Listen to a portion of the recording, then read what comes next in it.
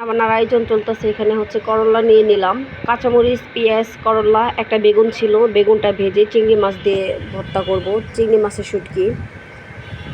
এখানে হচ্ছে আলু নিয়েছি, করলা ভাজির সাথে দিব, কিছু বরবটি আছে, ধনিয়া পাতা, কারকল, লেবু, কাঁচামরিচ। ফ্রিজের ড্রয়ারটা পরিষ্কার করব।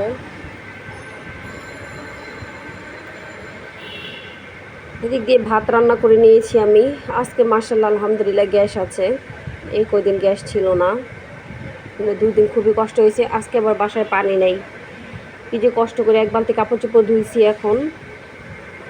আর এই তো রান্না বান্না করব,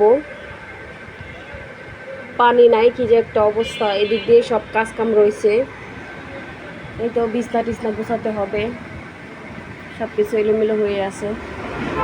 কাপড় চোপড় ধুয়ে নিলাম, কাপড় চোপড়গুলো ধুইছি এখন, মানে কালকে ধুয়েছিলাম এক বালতি কাপড় চোপড়, ওইগুলো এই পাশের বারান্দাতে লাইরে রাখছি সব কিছু। আর এই পাশের বারান্দায় হচ্ছে আরেক বারান্দার রশি ছিঁড়ে গেছে। এখন কাপড় চোপড়গুলো কোথায় মেলে দিব বুঝতেছি না, ছাদ তো নাই, ছাদে তো উঠতে দেয় না।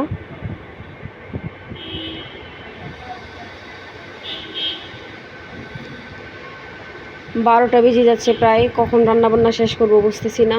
কোটা বাসা ধোয়া, আর এদিক দিয়ে পানির যে কষ্ট।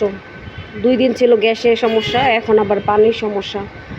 মানে গ্যাস না থাকলেও চলে, বাইরে থেকে খাবার দাবার এনে খাওয়া যায়, কিন্তু যদি পানি না থাকে, পানি ছাড়া তো কিছুই করা যায় না।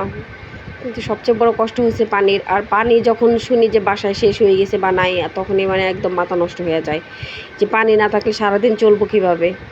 তো এদিক দিয়ে টেবিলের অবস্থা, এগুলো গুছাই নিতে হবে। তো কাপড় চোপড় আর কাপড় চোপড় এই পাশে বারান্দা একদম ভর্তি করে রেখে দিচ্ছি কাপড় চোপড়।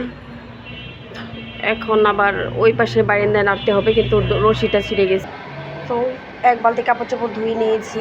এখানে হচ্ছে রশি ছিঁড়া, তো রশিটা ছিঁড়ে গেছে, মানে কোথায় কাপড় চোপড় লাড়বো বুঝতেছি না এখন যে কী করি।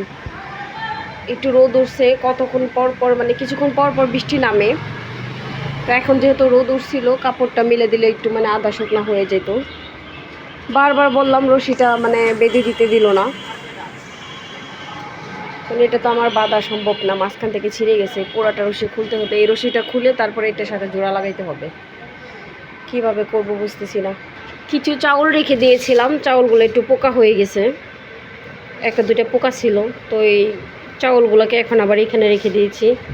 একটা করলা দিয়েছিলাম রাতে, যদি মানে করলাতে তার কারণে যদি পোকাগুলো যায়, এই যে হালকা হালকা দেখা যাচ্ছে, এগুলো এখন আমি মানে ঝেড়ে পরিষ্কার করে নেব। তো সবাই ভালো থাকবেন, সুস্থ থাকবেন, আমার জন্য দোয়া করবেন। আল্লাহ হাফিজ।